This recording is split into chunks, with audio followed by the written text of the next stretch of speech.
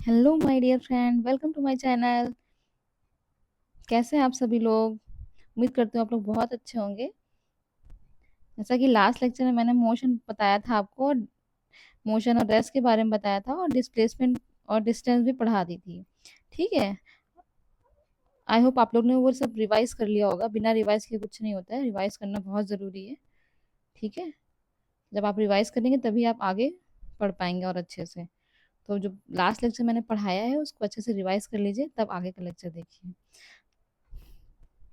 अब इस लेक्चर में मैं कुछ डिस्टेंस और डिस्प्लेसमेंट के क्वेश्चन लूंगी एनसीईआरटी के। मैं आप वो बताऊंगी आपको। ठीक है। ये चैप्टर के बीच में दिए हुए हैं कुछ क्वेश्चंस। पहला क्वेश्चन है, an object has moved through a distance, can it have zero displacement? If yes, support your question with an example. An ob sorry an object has move through a distance. एक object है, एक object कुछ भी मान लीजिए ये हमें बताया गया है कि एक ऑब्जेक्ट जो है वो ए से मान लीजिए बी तक गया है, मूव किया है। मूव किया मतलब उसने पोजीशन चेंज की है अपनी। ठीक है। तो मैंने सपोज कर लिया कि वो ए से बी तक गया है और कुछ डिस्टेंस चला है। ठीक है, मान लीजिए हमने मान लिया 5 मीटर चला है। Can it have zero displacement? क्या उसका डिस्प्लेसमेंट जीरो हो सकता है? तो किस केस में डिस्प्लेसमेंट जीरो होता है? तो डिस्प्लेसमेंट जीरो कब होता है? जब हमारी इनिशियल एंड फाइनल पोजीशन दोनों क्या होती हैं? सेम होती हैं। ठीक है। अब यहाँ पे हम देखेंगे, यहाँ पे तो सेम नहीं है, लेकिन हम ऐसे कोई एग्जांपल बता सकते हैं जिसमें इनिशियल और फाइनल पोजीशन सेम होती है। मैंने आपको पहले पिछले वाले लेक्चर्स में बताया है। जैसे एक हमने बताया था कि मान लीजिए ए से कोई ऑब्जेक्ट स्टार्ट किया चलना और बी तक पहुंचा। ठीक है। मान लीजिए कोई कार है, ये मैं ऐसे ही बना दे रही हूँ। ओके। मान लीजिए कार है, तो कार ने चलना स्टार्ट किया ए से। ठीक है। उसके बाद वो बी तक गई। कितना गई? 5 किलोमीटर। ठीक है।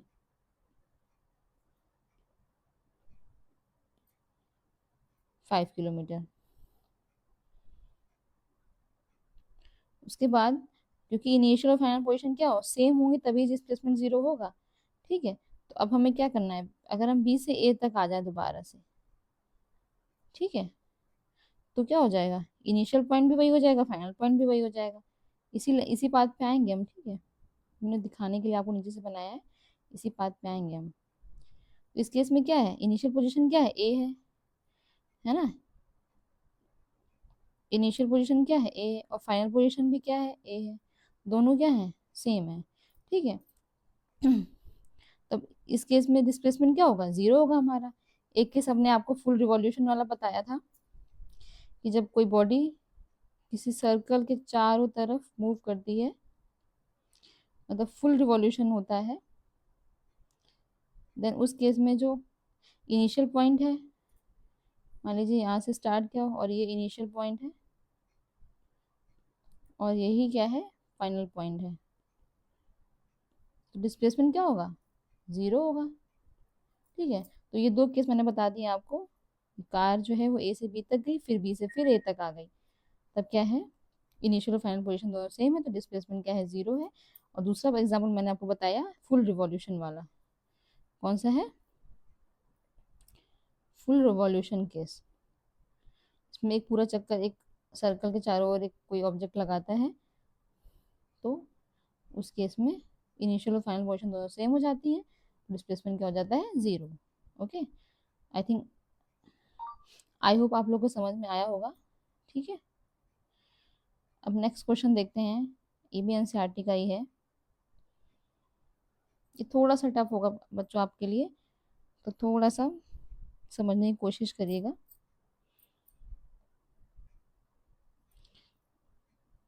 क्वेश्चन क्या है? A farmer moves along the boundary of a square field of side 10 metre in 40 second. पहले देखेंगे क्या क्या दिया हुआ है। एक फार्मर है, वो मूव कर रहा है एक बाउंड्री पे। किसकी बाउंड्री? स्क्वायर फील्ड है। तो हमें ये मान लीजिए ये स्क्वायर फील्ड हमारा दिया हुआ है। मान लिया ये ए बी सी डी, ये हमारा स्क्वायर फील्ड है। और लिखा है कि बाउंड्री पे मूव कर रहा है फार्मर, तो ये ए से बी तक जाएगा। ठीक है, फिर क्या करेगा, वो बी से सी तक जाएगा।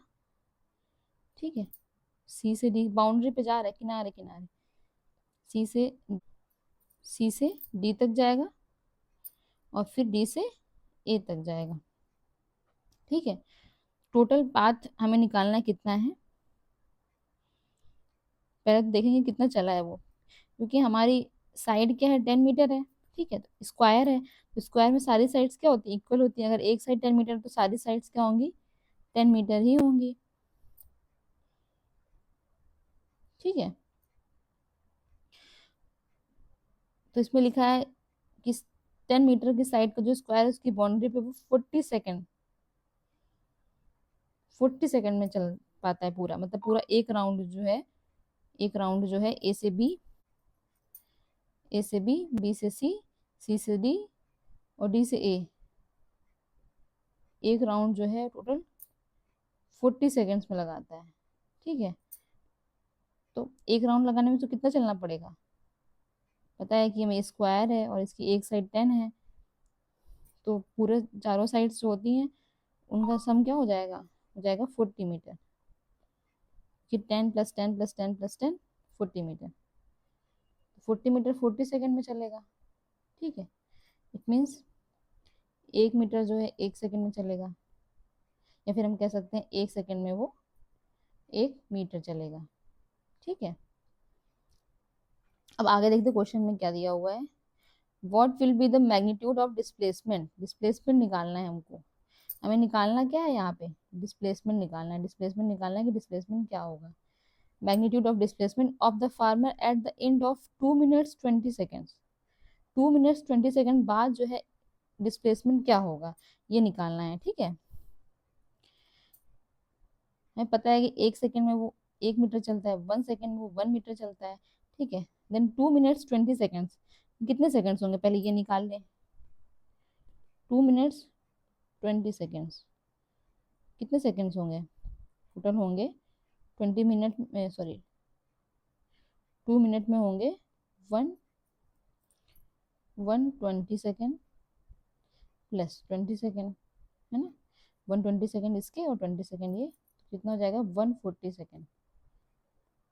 तो हमें 140 सेकेंड में पहले देखना है कि वो कहाँ पहुंचेगा, क्योंकि हमें डिस्प्लेसमेंट निकालना है। डिस्प्लेसमेंट क्या होता है, इनिशियल और फाइनल पॉइंट के बीच की डिस्टेंस। ठीक है, हमें इनिशियल पॉइंट तो पता है कि ए है,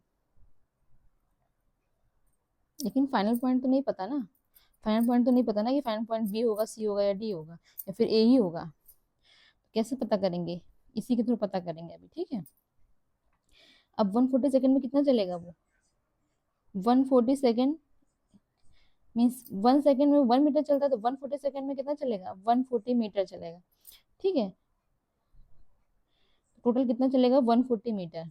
अच्छा, अभी हमें पता है कि अब 140 मीटर में देखना, हमें हमें देखना है कहाँ पहुंचेगा, वही उसकी फाइनल पोजीशन हो जाएगी। ठीक है, 140 मीटर में जहाँ पहुंचेगा वही उसकी फाइनल पोजीशन हो जाएगी, क्योंकि हमें निकालना है 2 मिनट 220 सेकेंड बाद, और मतलब 140 सेकेंड बाद, मतलब 140 मीटर देखेंगे कब चल लेगा वो। ठीक है, तो पहले यहाँ देखेंगे कि एक राउंड में कितना चलता है। अगर एक राउंड लगाता है, थोड़ा नहीं अच्छी आ रही,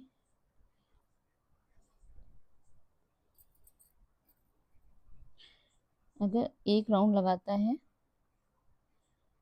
एक राउंड में कितना चल लेता है, 10 + 10 + 10 + 10 मीन्स 40 मीटर। ठीक है, 2 राउंड में कितना चल लेगा, तो 40 एक बार में चल, 2 राउंड में इसका डबल हो जाएगा, मीन्स 80 मीटर चलेगा। अब 3 राउंड में कितना चलेगा,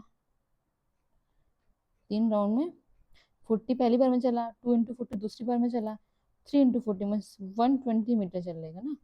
1 राउंड में 40 मीटर, तो 3 राउंड में 120 मीटर, 3 × 40। ठीक है, 3 × 40, समझ रहे हो, ये 1 राउंड में 40 मीटर चल रहा है, तो 3 राउंड में 3 × 40 मीन्स 120 मीटर चलेगा। ठीक है, अब उसने 120 मीटर तो चल लिया, 3 राउंड पूरे कर लिए उसने। अब कितना और एक्स्ट्रा चलना है, 140 टोटल है, तो 20 मीटर और चलना है।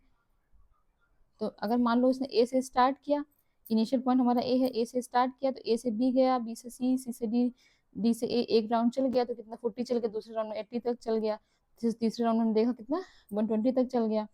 अब चौथे राउंड स्टार्ट करेगा तो एक्स्ट्रा कितना चलना है, 120 तो चल चुका है, 140 चलना है तो 20 और चलना है। 20 कितना चलेगा, ए से बी चलेगा और बी से सी चलेगा, ठीक है, मीन्स 20 मीटर और चलेगा और तब वो कहाँ पहुंच जाएगा, सी पर पहुंच जाएगा। इट मीन्स इसकी फाइनल पोजीशन क्या हो जाएगी, सी हो जाएगी, ठीक है। और इनिशियल और फाइनल पॉइंट के बीच की shortest distance straight line path की जो डिस्टेंस होगी वही जो होगी क्या होगी, इसका डिस्प्लेसमेंट होगी, ठीक है। तो अब देखेंगे कि डिस्प्लेसमेंट क्या होगा।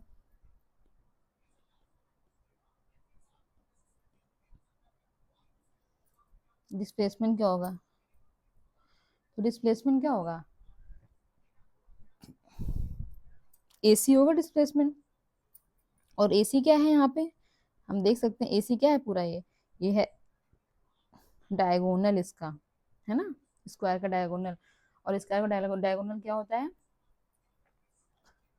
Side into √2। साइड कितना दिया हुआ 10 metre into √2 means 10 √2 metre. It means displacement कितना आ गया, 10 √2 मीटर। आई होप आप लोग को समझ में आया होगा, थोड़ा सा टफ क्वेश्चन था ये, लेकिन समझने की कोशिश कीजिएगा और अगर ना समझ में आए तो कमेंट बॉक्स में पूछिएगा ज़रूर, मैं पूरी तरह से बताने की कोशिश करूंगी आपको, ओके। अब नेक्स्ट क्वेश्चन देखते हैं। नेक्स्ट क्वेश्चन हमारा है which of the following is true for displacement. Displacement के लिए क्या सही है, it can not be zero, पहला स्टेटमेंट ये दिया हुआ है, एंड सेकेंड स्टेटमेंट है its magnitude is greater than the distance travelled by the object, ठीक है। तो पहला है डिस्प्लेसमेंट के लिए बताना है क्या सही है क्या नहीं सही है।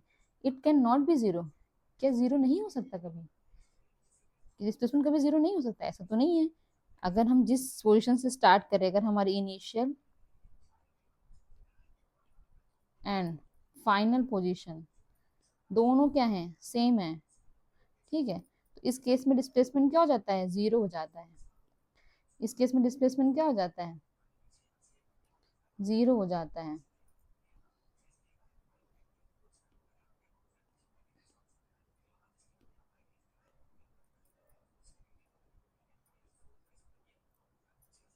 जीरो हो जाता है, जैसे हमें पता ही, हमने फुल रिवॉल्यूशन का केस बताया था आपको, जहाँ से स्टार्ट करेगा वहीं पहुंच जाएगा। एक तो हमने फुल रिवॉल्यूशन का केस बताया था आपको, है ना, मान लीजिए ए से चला और ए पे ही पहुंच गया फाइनली, देन क्या उसका डिस्प्लेसमेंट क्या होगा, जीरो होगा। मान लीजिए यहाँ से कोई ऑब्जेक्ट ए से बी जा रहा है स्ट्रेट लाइन पाथ पे, फिर वो बी से ए दोबारा वापस आ गया, ए से बी गया फिर बी से ए वापस आ गया, फिर इधर गया फिर इधर चला, ठीक है, तो ए पर ही वापस आ गया, तो इनिशियल फाइनल पोजीशन क्या है, दोनों सेम है। इस केस में डिस्प्लेसमेंट क्या होगा, जीरो हो जाएगा। तो ये वाला स्टेटमेंट क्या है, गलत है, मतलब फॉल्स है। तो ये क्या होगा, it can not be zero, तो ये क्या होगा, फॉल्स होगा, ये तो बिल्कुल नहीं होगा, तो ये फॉल्स होगा। सेकंड स्टेटमेंट क्या है, its magnitude is greater than the distance travelled by the object. कि डिस्प्लेसमेंट का मैग्नीट्यूड जो होता है वो ज्यादा होता है डिस्टेंस से। क्या हमने आपको लास्ट लेक्चर में डिस्टेंस और डिस्प्लेसमेंट के लास्ट टू लास्ट लेक्चर में डिस्टेंस और डिस्प्लेसमेंट में एक रिलेशन बताया था, जब डिफरेंस बता रहे थे, जो डिस्टेंस होती है वो ऑलवेज ग्रेटर देन और इक्वल टू डिस्प्लेसमेंट होता है, ठीक है। तो यहाँ पे तो उल्टा लिखा है कि जो डिस्प्लेसमेंट का मैग्नीट्यूड होगा वो ज्यादा होगा डिस्टेंस से, ये तो उल्टा है। सही कौन सा स्टेटमेंट है, ये स्टेटमेंट सही है, डिस्टेंस जो होगी वो तो या तो डिस्टेंस डिस्प्लेसमेंट से ज़्यादा होगी या फिर बराबर होगी। एग्जाम्पल मैंने लास्ट लेक्चर में आपको बताया था, फिर भी मैं एक दो आपको बता के दिखा रही हूँ।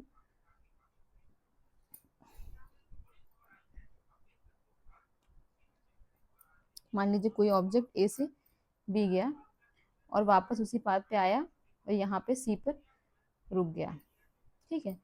अब मान लीजिए यहाँ तक टोटल जो है ए से बी की जो डिस्टेंस है, ए की बी की, वो है 5 मीटर, और बी से सी की क्या है, सपोज कर लिया 2 मीटर है। अब इस केस में हमें निकालना है कि डिस्टेंस क्या होगी और डिस्प्लेसमेंट क्या होगा। तो डिस्टेंस क्या होगी, ए से बी गया, फिर बी से सी आया, टोटल डिस्टेंस क्या हो गया 5 metre plus 2 metre, mean 7 metre. ठीक है, और डिस्प्लेसमेंट क्या हो जाएगा, डिस्प्लेसमेंट इनिशियल, इनिशियल हमारा पॉइंट ये है, और फाइनल पॉइंट क्या है, सी है। तो इनिशियल और फाइनल पॉइंट के बीच की स्ट्रेट लाइन पाथ डिस्टेंस या फिर जो शॉर्टेस्ट डिस्टेंस वो क्या है, वो ए सी है। मीन्स अगर ये 2 मीटर वापस आ चुका है यहाँ पे, तो 5 मीटर टोटल था, तो इनिशियल और फाइनल पॉइंट के बीच की डिस्टेंस कितनी हो जाएगी, ए सी हो जाएगी। ए सी कितनी हो जाएगी, ए सी हो जाएगी 3 मीटर। ओके, आई होप आप लोग को ये एग्जाम्पल भी समझ में आया होगा। अब आगे मिलते हैं हम अगले लेक्चर में, जिसमें हम यूनिफॉर्म मोशन के बारे में पढ़ेंगे। उसके बाद हम स्पीड और वेलोसिटी स्टार्ट करेंगे इस लेक्चर में। ओके, नेक्स्ट लेक्चर में।